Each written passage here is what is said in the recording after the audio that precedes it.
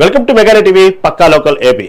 రాజధాని అమరావతి రైతులకు అన్యాయం చేసినందుకే రాష్ట్ర ప్రజలు వైసీపీకి తగిన బుద్ధి చెప్పారని ప్రభుత్వ చీఫ్ విప్ జీవి ఆంజనేయులు విమర్శించారు.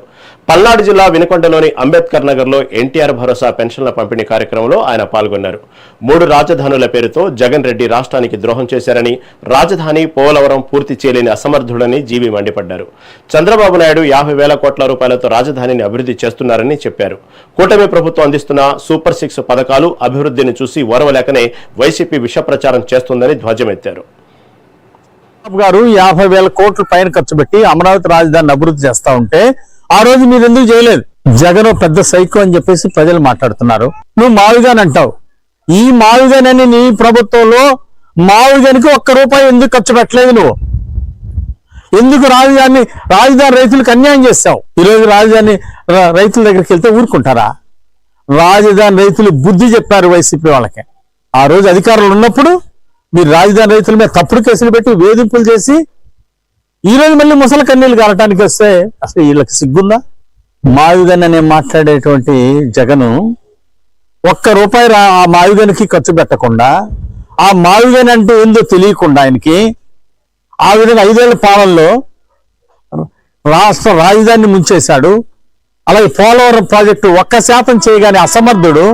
గాంధీ విస్కీల్లో 1000 కోట్లు దోచుకొని నాసిరకం మద్యంతో 1000 ప్రాణాలు, లక్షల ప్రాణాలు బలిగొని ఈరోజు సిరియంగ నిధులు చెప్తారు. ఈరోజు ఎన్డీఏ ప్రభుత్వం గురించి మాట్లాడే అర్హత మీకుందా? ఈరోజు అమరావతి రాజధాని అభివృద్ధి చూస్తుందని ఏడుస్తా ఉన్నారు మీరు. పోలవరం ప్రాజెక్టు సూపర్ డూపర్ గా మరి దూసుకుపోతుంది, తొందరగా కంప్లీట్ అవుతుంది. వచ్చే సంవత్సరానికల్లా 27 ఎండింగ్ కల్లా పోలవరం ప్రాజెక్టు పూర్తి చేసి ప్రజలకు అంకితం చేయబోతున్నారు చంద్రబాబు గారు. తిరుపతి అవిలాల భూ వివాదంపై భూమన తీవ్ర విమర్శలు చేశారు. సర్వే నెంబర్లు 176, 179లోని 3.5 ఎకరాల భూమిని కబ్జా చేసి తమను ఇబ్బందులకు గురి చేస్తున్నారని వృద్ధ దంపతులు తన వద్ద ఆవేదన వ్యక్తం చేస్తున్నట్లు ఆయన తెలిపారు. ఈ కబ్జా వెనుక మంత్రి అనగాని సత్యప్రసాద్, ఎమ్మెల్యే పులివర్తి నాని ఉన్నారని ఆరోపించారు.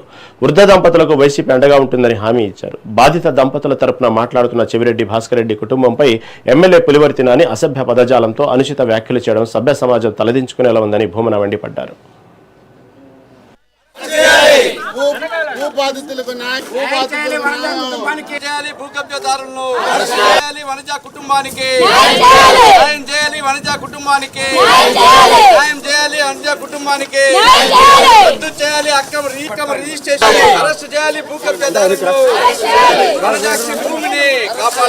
కాపాడు భూములను, కాపాడండి వనజాక్షి భూములను, రద్దు చేయాలి అక్రమ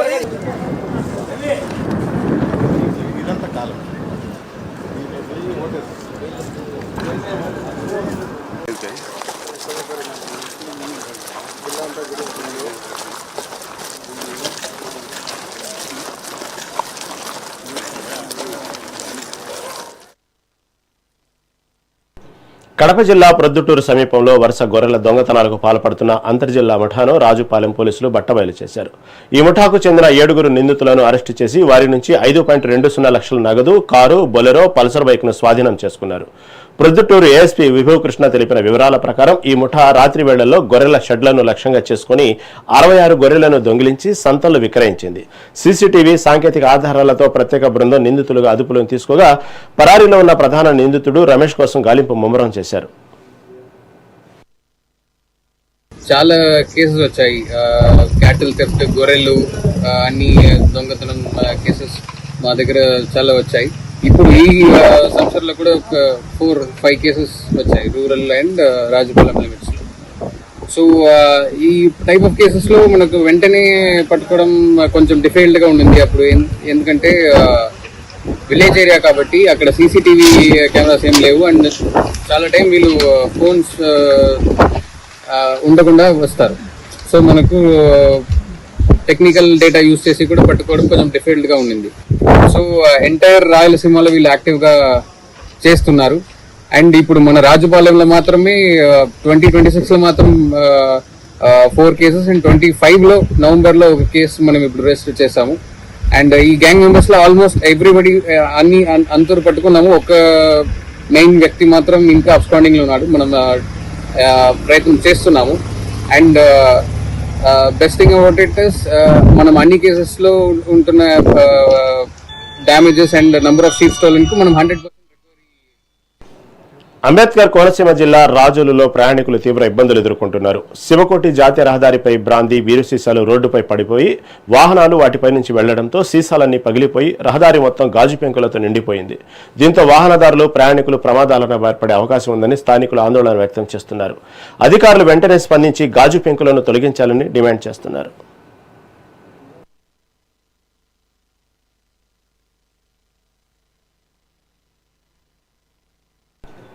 భీమవరం అభివృద్ధిపై మాజీ ఎమ్మెల్యే గ్రంథి శ్రీనివాస్ కీలక వ్యాఖ్యలు చేశారు. తన హయాంలో కలెక్టరేటు, రోడ్లు, తాగునీటి సమస్యల పరిష్కారంతో పాటు అనేక ల్యాండ్ మార్కు పనులు చేపట్టారని తెలిపారు. తల్లిదండ్రుల పేరిట విరాళంగా ఇచ్చిన 4 ఎకరాల భూమిలో 100 పడకల ఏరియా ఆసుపత్రి నిర్మాణానికి 28 కోట్ల అదనపు నిధులు మంజూరు చేయించామని చెప్పారు. అలాగే డిప్యూటీ సీఎం పవన్ కళ్యాణ్ స్ఫూర్తితో తాడేరు శివార్లో సేకరించిన 6.5 ఎకరాల్లో కాంపోస్టు యార్డును నిర్మించి భీమవరం చెత్త సమస్యను పరిష్కరించాలని కోరారు.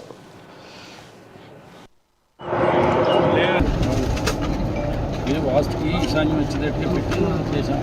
ఇసుకుట్లో ఇసుకుట్ల మరి మరి ఎప్పుడు ఇసుకుట్లు తింటారా అంటే ఒక్క దాని సిసి బిల్ అంటే సిసి బిల్డింగ్ అన్నది 23.7 crores అండి.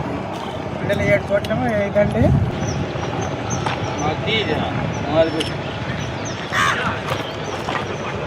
చివరి పెట్టారు నెంబర్ 1 ఫోటో తీసుకుంటారు.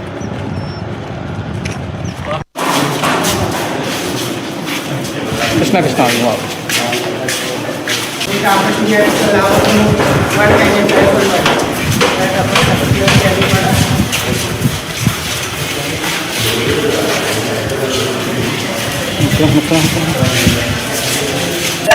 2018లోనే ఒక భీమవరం హాస్పిటల్కి సంబంధించి ఏరియా హాస్పిటల్కి సంబంధించి 50 పడకలకి 10,15,00,000 శాంక్షన్ చేయడం జరిగింది.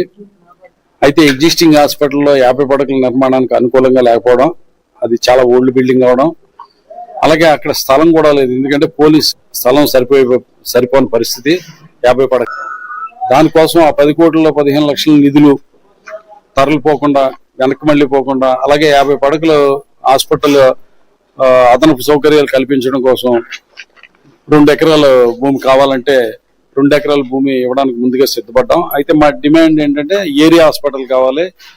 గత 15 లక్షల రూపాయలు సద్వినియోగం తీసుకురావడానికి వెనక్కి నిధులు పోకుండా 2 ఎకరాలు ఇచ్చినప్పుడు ఏరియా హాస్పిటల్ కావాలని అడిగినప్పుడు 4 ఎకరాలు కావాలంటే 4 ఎకరాలు ఇచ్చి ఆ డిజైన్స్ కూడా ఏరియా హాస్పిటల్ డిజైన్స్ కింద మార్పించి తర్వాత 28.5 కోట్లు మళ్ళీ ఇంకొక 50 పడకలకి శాంక్షన్ చేయించి దానికి మొదట పెడితే 10 కోట్లు 15 లక్షలకి, తర్వాత 28.5 కోట్లతోటి ఏరియా హాస్పిటల్ గా మళ్ళీ 50 పడకలకి శంకుస్థాపన చేసుకుని నిర్మాణం పనులు కూడా జరుగుతున్నాయి. ఇప్పుడు జరుగుతుంది కూడా. తర్వాత అదనంగా 28.5 కోట్లు శాంక్షన్ అయ్యి 50 పడకలకు సంబంధించి నిర్మాణం జరుగుతుంది. అయితే హాస్పిటల్కి సంబంధించి ఇక్కడ ఏపీఎంఐడిసి ఇంజనీరింగ్ వాళ్ళు ఈ సైట్ కొలతలో అయ్యి సర్వే చేసి చెప్పమంటంలో రావడం జరిగింది. దీనికి సంబంధించి రోడ్డు నిర్మాణం ఒకటి గొల్లవంతెపు నుంచి 40 ఫీట్ రోడ్డు ఉంది, అది నిర్మాణం ఒకటి పూర్తి చేయాలి ఇప్పుడున్న ప్రభుత్వం. శ్రీ సత్యసాయి జిల్లా కదిరిలో స్కూల్ బస్సు బోల్తా పడింది. వీరమల్లయ్య గారి పల్లి వద్ద సాధన పాఠశాలకు చెందిన బస్సు బ్రేకులు ఫెయిల్ కావడంతో అదుపు తప్పింది. ప్రమాద సమయంలో బస్సులో 11 మంది విద్యార్థులు ఉన్నప్పటికీ అదృష్టవశాత్తు ఎవరికి ఎలాంటి గాయాలు కాకపోవడంతో అందరూ ఊపిరి పీల్చుకున్నారు. స్థానికులు వెంటనే స్పందించి పిల్లలను సురక్షితంగా బయటకు తీశారు. ఫిట్నెస్ లేని బస్సులు నడుపుతున్నారంటూ పాఠశాల యాజమాన్యంపై తల్లిదండ్రులు ఆగ్రహం వ్యక్తం చేశారు.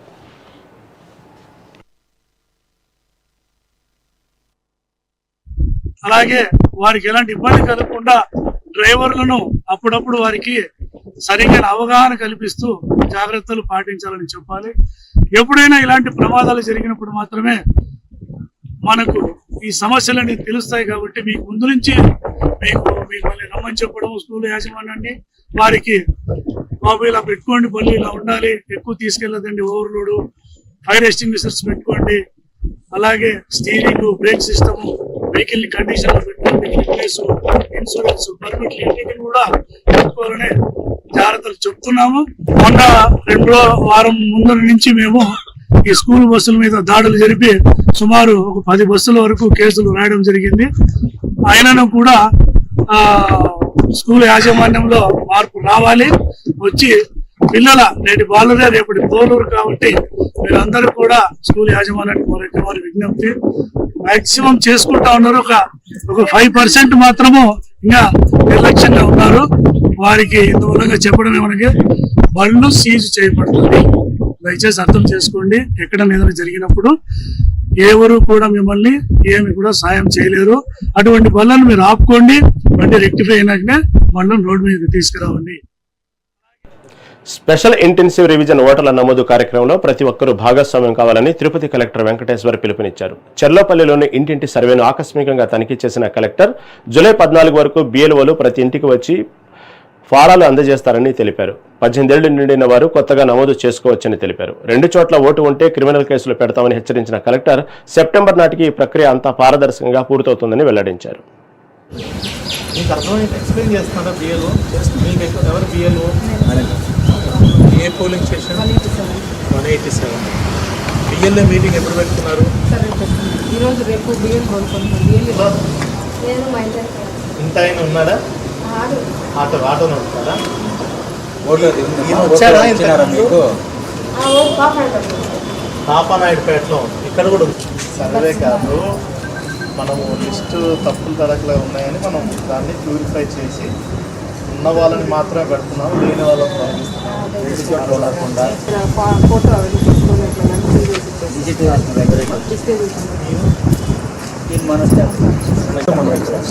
ఎక్కడ ఉంటారు? ఇక్కడ జాబ్ అంటే నైట్ సార్ అక్కడి నుంచి బస్ అంతా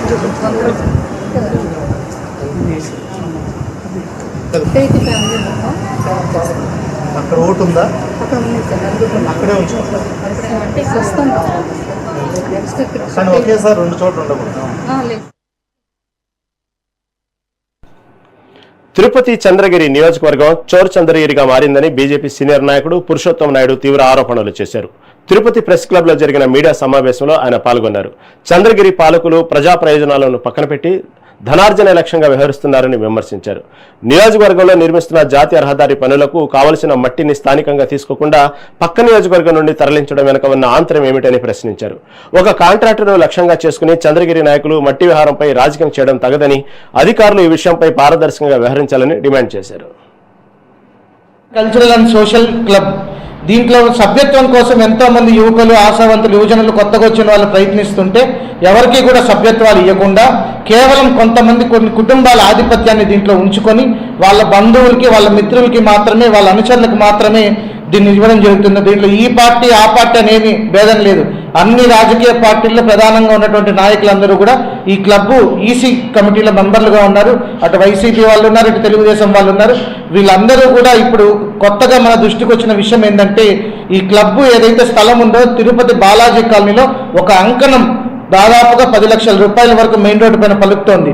ఇక్కడ వీళ్ళకున్న దాదాపుగా 1 ఎకరా కన్నా కొద్దిగా తక్కువ భూమి వీళ్ళకుంది. ఇక్కడ ఈ మొత్తం ఉన్నదాన్ని డెమాలిష్ చేసి ఒక పబ్లిక్ ప్రైవేట్ ద్వారా వెళ్ళి వాళ్ళు నేరుగా ఒక కాంట్రాక్ట్ కంపెనీకి దీన్ని ఇచ్చేసి 50% షేర్ వాళ్ళకి ఇచ్చి అక్కడ కమర్షియల్ కాంప్లెక్స్ కట్టాలన్న ప్రయత్నం చేస్తున్నారు.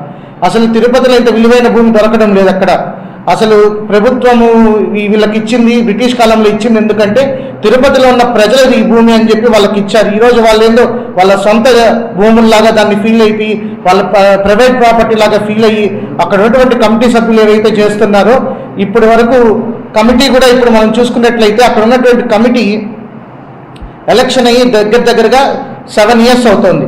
ఈ ఎవ్రీ ఇయర్ ఎలక్షన్ జరగాల్సిన టౌన్ క్లబ్లో ఈ 7 yearsలో కూడా అక్కడ ఉన్నటువంటి కొంతమంది రాజీ పడిపోయి ఎలక్షన్ జరగకుండా 6 నెలలు వ్యాలిడిటీతో ఉండాల్సిన మనం ఏమంటామంటే దాన్ని క్లస్టర్ కమిటీ అంటారు.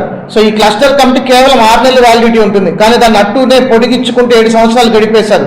మరి ఇప్పటికైనా ఈ సంవత్సరం ఎలక్షన్ నిర్వహించాల్సి ఉంటే ఈ సంవత్సరం ఎలక్షన్ నిర్వహించలేదు. దీని అనంతపురం నగరంలో వైసీపీ రాష్ట్ర కార్యదర్శి రమేష్ గౌడ్ జన్మదిన వేడుకలను ఈడిగ సంఘం ఆధ్వర్యంలో ఘనంగా నిర్వహించారు.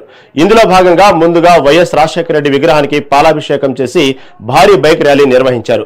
అనంతరం నాయకుల సమక్షంలో కేక్ కట్ చేసి జన్మదిన శుభాకాంక్షలు తెలిపారు. రమేష్ గౌడ్ ప్రజాసేవలో మరింత ఉన్నత స్థానాలకు ఎదగాలని ఆకాంక్షించారు. ఈ సందర్భంగా ఓ ప్రైవేట్ ఫంక్షన్ హాల్లో రక్తదాన శిబిరాన్ని ఏర్పాటు చేయగా పలువురు స్వచ్ఛందంగా రక్తదానం చేశారు. ఇదే సమయంలో ఈడిగ సంఘాలకు తగిన గుర్తింపు సంక్షేమ చర్యలు చేపట్టాలని నాయకులు ప్రభుత్వాన్ని కోరారు.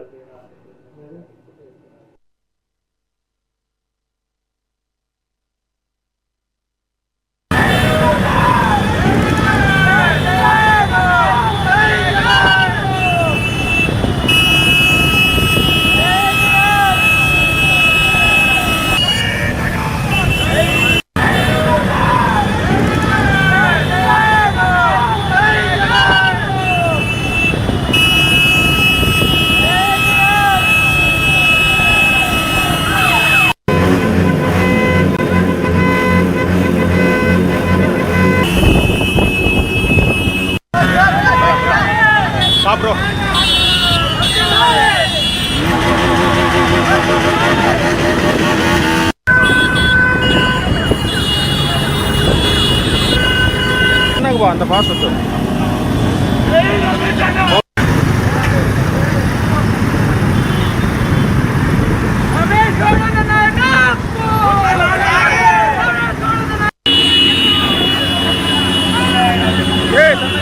గౌరవ అధ్యక్షులైనటువంటి బీసీ రమేష్ అన్న గారి జన్మదినం సందర్భంగా నలుమూలల ఉమ్మడి జిల్లాల నుంచి అన్ని కులస్తులైనటువంటి సంఘాలైనటువంటి ప్రతి ఒక్కరూ ఆయన జన్మదిన వేడుకలను ఇక్కడ కళ్యాణ మండపంలో అంగరంగ వైభవంగా జరుపుకోవడం జరిగింది. అదేవిధంగా వైఎస్ఆర్ కాంగ్రెస్ పార్టీ బీసీసీఎల్ రాష్ట్ర ప్రధాన కార్యదర్శి అయినటువంటి బీసీ రమేష్ గౌడ్ అన్న గారికి అన్ని విధాలుగా ఆయుర ఆరోగ్యాలతో అష్టైశ్వర్యాలతో సుఖ సంతోషాలతో నిండు నూరేళ్లు బాగా ఉండాలని చెప్పి తెలియజేసుకుంటూ, అదేవిధంగా వైఎస్ఆర్ కాంగ్రెస్ పార్టీలో క్రియాశీలకంగా ఉన్నటువంటి రమేష్ అన్న గౌడ్ గారు మున్ముందు ఇంకా మంచి పదవులు అనువదించాలని చెప్పేసి తెలియజేసుకుంటూ, అదేవిధంగా మన రాయలసీమలో దాదాపు 7 లక్షలకు పైగా ఉన్నటువంటి ఈడిగల కులస్తులకు ఏ రాష్ట్ర ప్రభుత్వాలు కూడా ప్రాధాన్యత అయితే ఇవ్వడం లేదు. ఇప్పటికైనా రాష్ట్ర ప్రభుత్వాలు కొన్ని ఈడిగ కులస్తుల పైన కొంచెం అవగాహన కల్పించుకొని రాయలసీమలో 7 లక్షలకు పైగా ఉన్నటువంటి ఈడిగలను ముందుకు తీసుకెళ్లి పార్టీలకు అతీతంగా అన్ని రాష్ట్ర పార్టీలు ముందుకు తీసుకెళ్లి రాజకీయ ప్రాధాన్యత కల్పించాలని చెప్పి తెలియజేసుకుంటూ, అదేవిధంగా రమేష్ అన్న గారు అన్ని విధాలుగా బీసీ సంఘాలకైతేమి, ఎస్సీ సంఘాలకైతేమి, ఎస్టీ సంఘాలకైతేమి దాదాపు 15 సంవత్సరాలుగా ఈ సంఘాలలో బాగా చురుకుగా పాల్గొన్నటువంటి రమేష్ అన్న గారు కూడా రాను రాను పార్టీలో క్రియాశీలకంగా ఉండాలని చెప్పేసి తెలియజేసుకుంటూ మరొకసారి జన్మదిన శుభాకాంక్షలు తెలియజేసుకుంటున్నాం.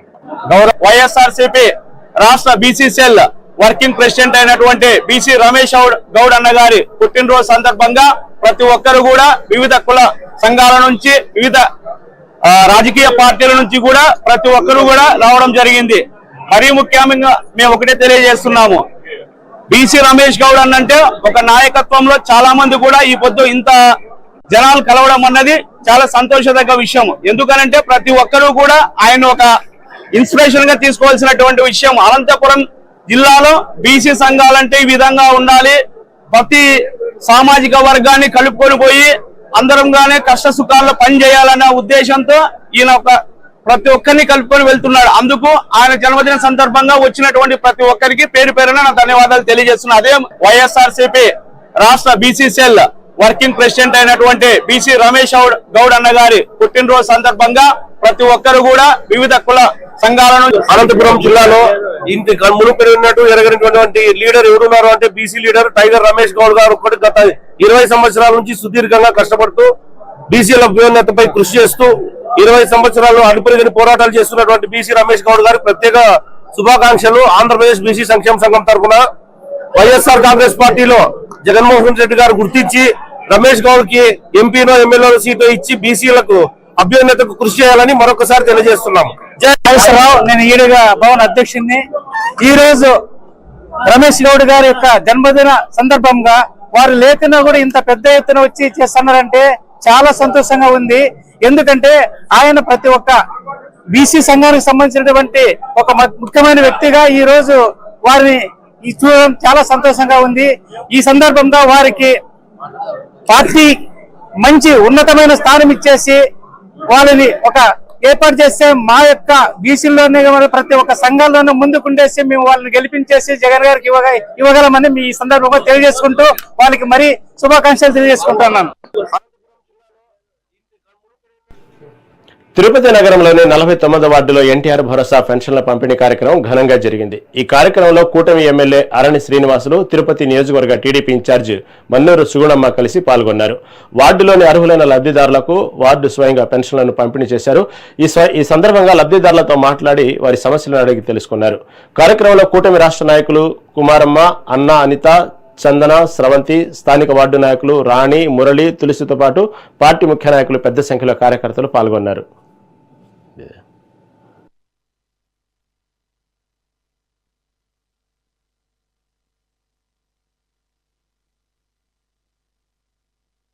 ఎన్డీఏ కూటమి నాయకులు అందరూ కూడా కలిసి ఇంటింటికి కూడా ప్రతి నెల 1వ తారీఖునే ఉదయం 6 గంటల నుంచే సాయంకాలం 6 గంటల లోపల నియోజకవర్గ పరిధిలో ఉన్న మొత్తం 18,245 మందికి పెన్షన్, ప్రతి ఒక్కరికి 4,000 రూపాయల చొప్పున వృద్ధాప్య పెన్షన్ ఇవ్వడం జరుగుతోంది. వికలాంగులకు 6,000, డయాలసిస్ చేసుకున్న వాళ్ళకి 10,000, ఇటు రకరకాలుగా 15,000, ఇట్లా అన్ని రకాలతో ప్రతి నెల 1వ తారీఖే గౌరవ ముఖ్యమంత్రి గారు, గౌరవ ఉప ముఖ్యమంత్రి గారు ఇది మొదటి నుంచి కూడా ఎన్నికల మేనిఫెస్టోలో పెట్టడం జరిగింది.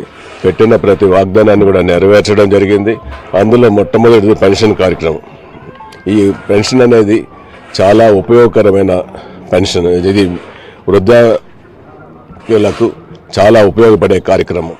వారికి ఎటువంటి ఆదరణ లేక నెలకు 4,000 రూపాయలతో వారి జీవనం గడుపుకుంటూ సొంతంగా కుటుంబంలో పిల్లల పైన ఆధారపడి లేకుండా వాళ్ళే జీవనం గడుపుకునేదానికి చాలా అవకాశం ఏర్పాటు చేసిన మన ముఖ్యమంత్రి చంద్రబాబు నాయుడు గారు, ఉప ముఖ్యమంత్రి పవన్ కళ్యాణ్ గారు చాలా గొప్ప విషయం. అనంతపురం జిల్లా రాయదుర్గం పట్టణంలో ఎన్టీఆర్ భరోసా పెన్షన్ల పంపిణీ కార్యక్రమం ఘనంగా జరిగింది. స్థానిక ఎమ్మెల్యే కాల్వ శ్రీనివాసులు, మున్సిపల్ అధికారులు, కూటమి శ్రేణులతో కలిసి ఇంటింటికి తిరిగి లబ్ధిదారులకు పెన్షన్లు అందజేశారు. ఈ సందర్భంగా ఆయన మాట్లాడుతూ ప్రభుత్వ ఉద్యోగులకు 1వ తేదీన జీతాలు వచ్చినట్లుగానే కూటమి ప్రభుత్వంలో వృద్ధులు, వికలాంగులకు 1వ తారీఖునే పెన్షన్లు పంపిణీ చేస్తున్నామని తెలిపారు. దేశంలో ఏ ప్రభుత్వం ఇంత పెద్ద మొత్తంలో పెన్షన్లు ఇవ్వలేదన్నారు. అనంతరం పట్టణంలో నూతనంగా నిర్మిస్తున్న సీసీ రోడ్డు పనులకు ఎమ్మెల్యే భూమి పూజ చేశారు.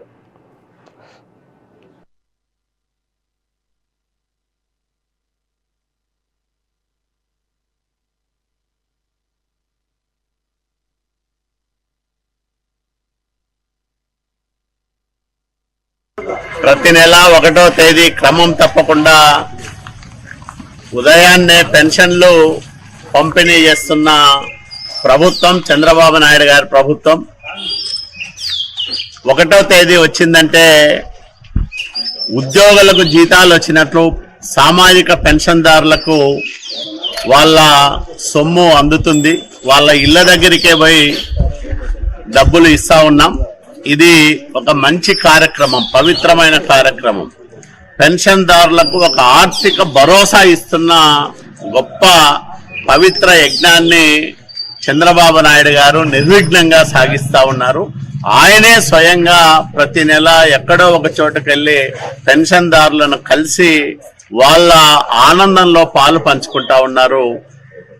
ఈ 25 నెలల కాలంలో ఎక్కడా కూడా ఒక్క రిమార్క్ లేకోకుండా ఇన్ని లక్షల మందికి పెన్షన్లు పంపిణీ చేస్తా ఉన్నామంటే చంద్రబాబు నాయుడు గారి దార్శనికత, ఆయన పరిపాలనా దక్షతకు ఇది ఒక పెద్ద తార్కాణం. అట్లాగే అభివృద్ధి విషయంలో ఈరోజు ఒకవైపు సంక్షేమం, మరోవైపు అభివృద్ధి. రాయదుర్గం పట్టణంలో ఈరోజు దాదాపు 13 కోట్ల రూపాయలు ఖర్చుతో అభివృద్ధి కార్యక్రమాలు చేస్తా ఉన్నాం. కొన్ని అయిపోయినాయి, కొన్ని కొనసాగుతా ఉన్నాయి. ఇప్పుడు కొన్ని ప్రారంభం చేశాం. మరో నెల రోజుల్లో ఇంకో 2.5 కోట్ల రూపాయల పనులు ప్రారంభం చేస్తాం. ఈ రకంగా రాయదుర్గం పట్టణంలో ఎప్పుడూ జరగనంత అభివృద్ధి, ఎన్నడూ చూడని కార్యక్రమాలు ఈరోజు మేము చేయగలుగుతున్నందుకు చాలా ఆనందంగా ఉంది. ఒకవైపు పురపాలక శాఖ మంత్రి నారాయణ గారు, మరోవైపు ముఖ్యమంత్రి నారా చంద్రబాబు నాయుడు గారు ఇతోధికంగా సహాయ ఏలూరు 3 టౌన్ పోలీస్ స్టేషన్లో న్యాయవాది జై భీమ్ భారత్ పార్టీ చీఫ్ జడ శ్రవణ్ కుమార్ పై కేసు నమోదైంది. ఏలూరులోని సెంట్ జేవియర్ స్కూల్లో జరిగిన ఒక సభలో deputy CM Pawan Kalyan, deputy speaker రఘురామకృష్ణంరాజుపై ఆయన విద్వేషపూరిత వ్యాఖ్యలు చేశారంటూ వెంకటరమణ అనే వ్యక్తి పోలీసులకు ఫిర్యాదు చేశారు. ఈ విద్వేషపూరిత ప్రసంగం, బెదిరింపుల ఆరోపణలను తీవ్రంగా పరిగణించిన 3 టౌన్ పోలీసులు జడ శ్రవణ్ కుమార్ పై పలు సెక్షన్ల కింద ఎఫ్ఐఆర్ నమోదు చేసి దర్యాప్తు చేపట్టారు. We demand religious freedom for Dalits. For Dalits. We demand. Thank you.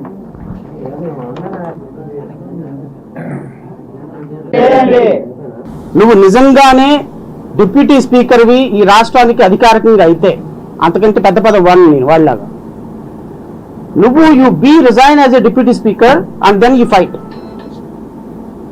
దళిత క్రైస్తవులను తిడతావా, దళిత క్రైస్తవులను తిడతావా, లేకపోతే దళితులను తిడతావా? వాడి ఓట్లు వద్దు, దళితుల ఓట్లు వద్దు, ఎమ్మెల్యేగా ఎన్నిక కాబడిన తర్వాత దళితుల ఓట్లు నీకు వద్దు అని చెప్పినప్పుడు you resign as a MLA, you resign as a deputy speaker, then you contest. నువ్వు మొన్నటిదాకేమో దళిత ఓట్లు, క్రైస్తవుల ఓట్లు వేయించుకొని ఈరోజు ఎమ్మెల్యే అయిన తర్వాత నాకు ఓట్లు వద్దు అంటే ఎలా కనబడుతున్నావు నీ కంటికి? నీ కట్టేటువంటి పనుల్లో నుంచి నువ్వు నెలకు 25 లక్షల రూపాయలు జీఎస్టీ తీసుకుంటా ఈరోజు రెండు చెక్కల దేవుడు, మేకుల దేవుడు అని జీసస్ క్రైస్ట్ని అవమానించినటువంటి నీ చరిత్ర రేపటితో సమాప్తం కాబోతుంది. ఈరోజు ఆంధ్రప్రదేశ్ రాష్ట్రంలో రఘురామకృష్ణంరాజు లేకపోతే క్రైస్తవ మతం మీద ఆర్ఎస్ఎస్ ముసుగులో జరుగుతున్నటువంటి దాడి అత్యంత దారుణం. నేను గౌరవ ముఖ్యమంత్రి గారిని కోరేది, ఈ మీటింగ్ ద్వారా కోరేది, ఈరోజు రఘురామకృష్ణంరాజు అనేటువంటి ఒక వ్యక్తి ద్వారా జరుగుతున్నటువంటి కుల మతాల మధ్య ఘర్షణ, ఎవ్రీడే ఎవరెవరు చర్చలకు వెళ్తున్నారు, ఎవరు ప్రార్థన మందిరాలు నిలుపుకుంటున్నారు, ఎవరెవరు ఇళ్ల మధ్య చర్చలు పెట్టుకుంటున్నారు. ఈ రాష్ట్రంలో నేను మీ ద్వారా రాష్ట్ర ప్రజలకు తెలియజేస్తున్నా, 1000 గుళ్ళు తీసుకుంటే 990 గుళ్ళకి ఒక్కదానికి కూడా పర్మిషన్ ఉండదు. నువ్వు నిజంగానే డిప్యూటీ స్పీకర్వి ఈ రాష్ట్రానికి అధికారికంగా అయితే